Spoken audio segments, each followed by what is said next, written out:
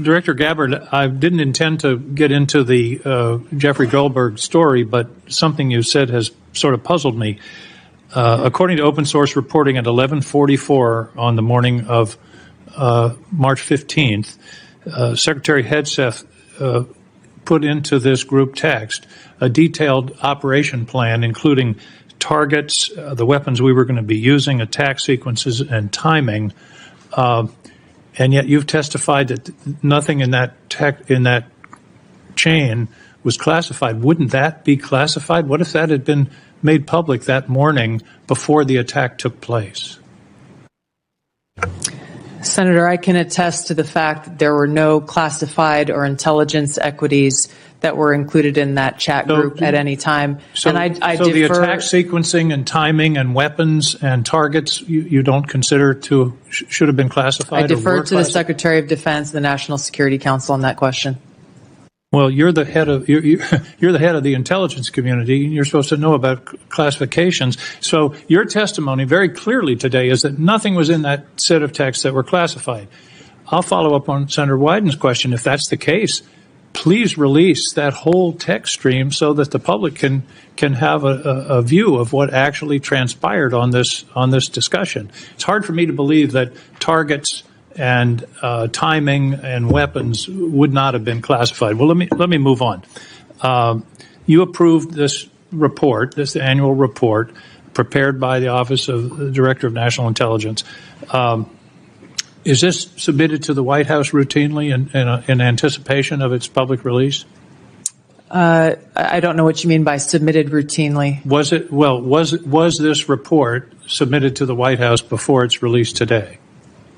It was submitted to them once it was completed. I think probably around the same time it was sent to all of you.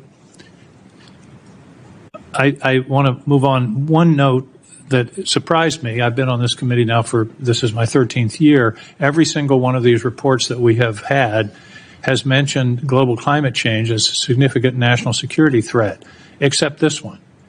Has something happened? Has global climate change been solved?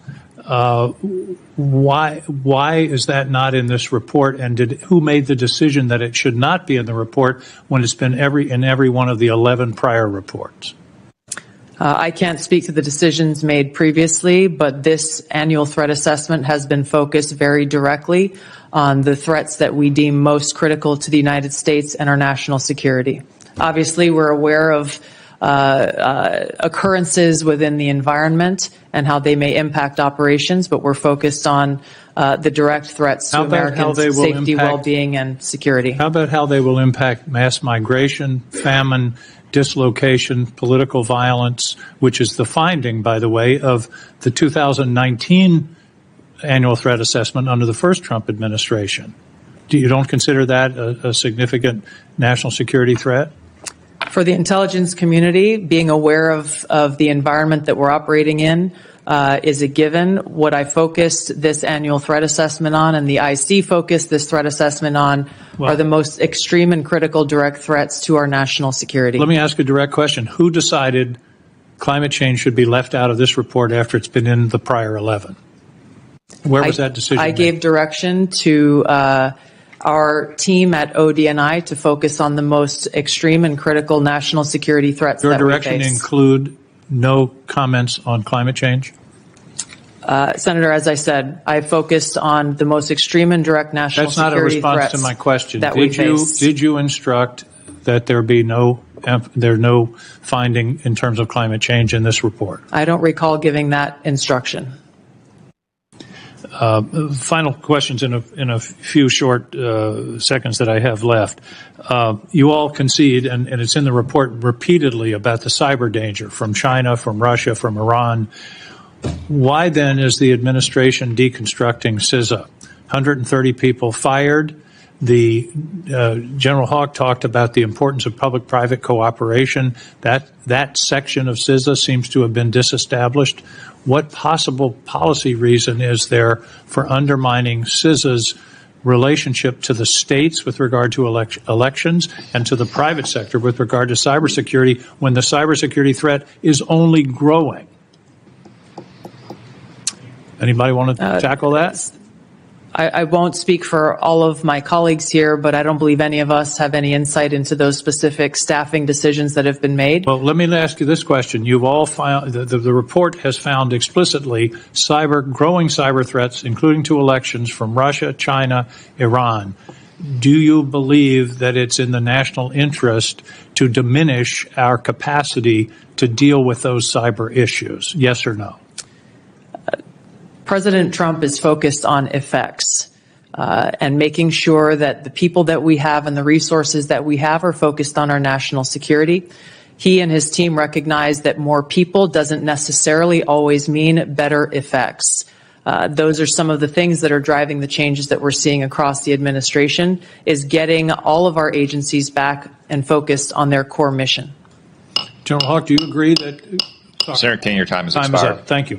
This was one of those moments where a single blunt question, did a private group text include targets, weapons, timings, and attack sequencing, pulls back a curtain on how fragile the balance is between secrecy, oversight, and the public's right to know.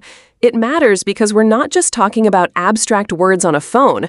We're talking about information that, if accurate and released at the wrong time, could cost lives. If suppressed for the wrong reasons, could hide recklessness or politicization of national security decision-making. Let's be clear about what the senators were wrestling with. Open source reports say a guidance-like plan was circulated in a group chat. Tulsi Gabbard testified she saw nothing classified in that thread. But classification isn't a magic label that automatically appears on every sensitive item.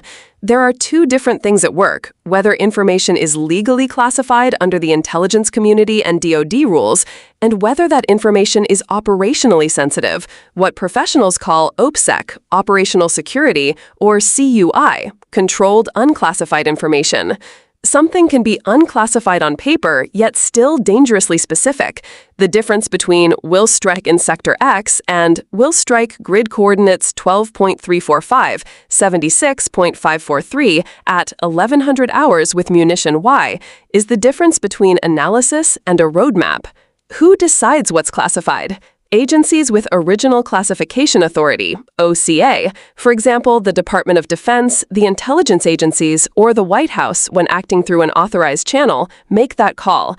There are rules about born classified materials, information that must be classified at creation, and about derivative classification. But classification is an internal judgment and can be contested. Congress, inspectors general, courts, and, ultimately, the public through declassification requests and FOIA processes can prompt review. That's why King's demand to release the text stream redacted where needed wasn't just political grandstanding. It was a push for the transparency mechanisms that exist for precisely these scenarios.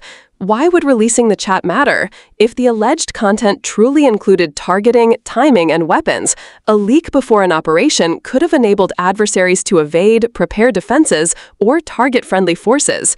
Conversely, if the information is being downplayed post hoc to protect reputations, that raises a different danger. Decisions about war, use of force, and national risk being made or discussed outside of established legal and institutional channels. Either way, the public has a stake in knowing whether national security actors obey rules and norms designed to protect both effectiveness and accountability.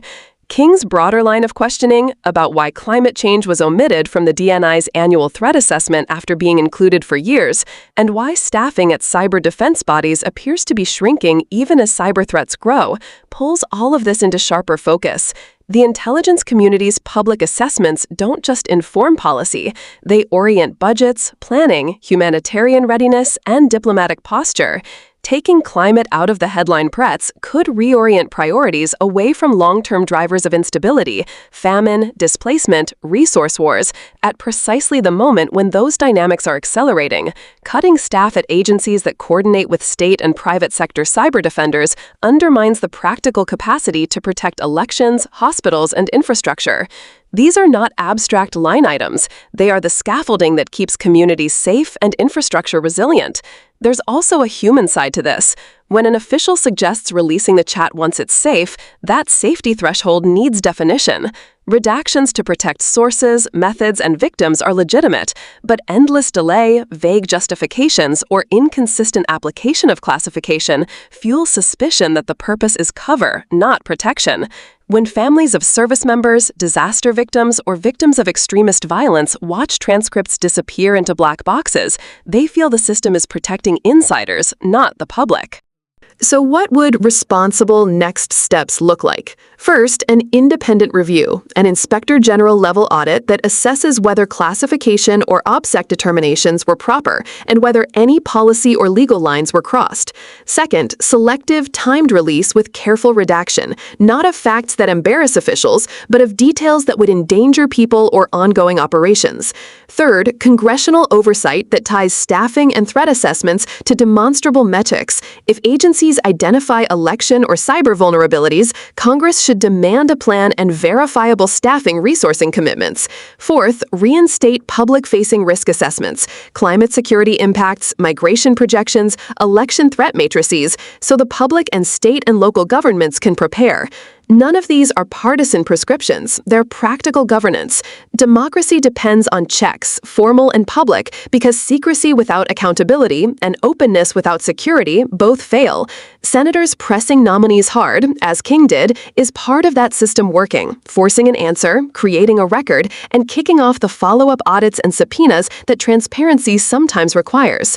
If this exchange left you unsettled, that's the right reaction.